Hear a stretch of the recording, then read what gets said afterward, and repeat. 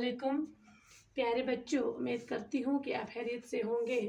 अल्लाह ताला आपको अपने हिफ्ज़ अमान में रखे। आज का हमारा मौजू हिंदू मुसलमान के सवालातों के जवाबात मैंने यहाँ पर लिखवाए हैं, तो सब बच्चे अपनी अपनी किताबें सामने रखें और नोटबुक पर ये लिखें। सवाल नंबर 1 पेज नंबर 42 है। सवाल नंबर 1, इज़्ज़त के काबिल कौन लोग हैं? शाबाश।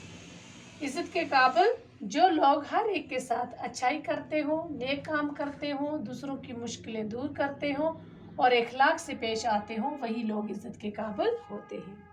सवाल नंबर 2, हिंदू मुसलमान में तफरीक क्यों नहीं होनी चाहिए? शाबाश। क्योंकि ये दोनों एक ही मुल्क में रहते हों और उनका फ़ायदा नुकसान बराबर है, तो फिर क्यों तफरीक होनी चाहिए? अगर इनका सब चीज़ बराबर है, नफ़ा नुकसान, तो फिर इनमें तफरीक नहीं होनी चाहिए। सवाल नंबर 3, हिंदू मुसलमान पुरानी कौमें हैं, इसका क्या मतलब है? शाबाश।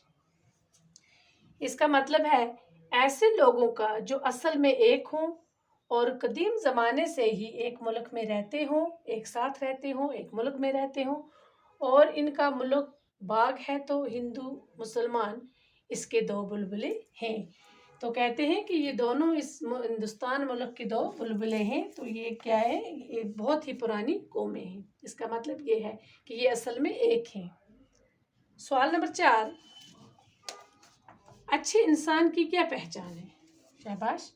अच्छे इंसान की पहचान इसकी हमदर्दी, इखलाक, हर एक से मिलजुल के रहना और सबके मुश्किल वक़्त में काम आना ही उसकी पहचान है, अच्छे इंसान की पहचान है।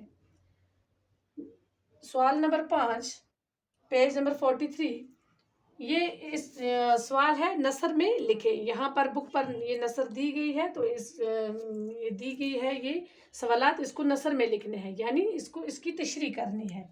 तो इसके 4 पार्ट हैं, मैं यहाँ पढ़ के आपको सुनाऊंगी। इज़्ज़त के काबिल है बस वो इंसान, नेकी हो जिसकी कारनमा, औरों की मुश्किल हो जिससे आसान, दोनों का यकजा सूद व ज़या।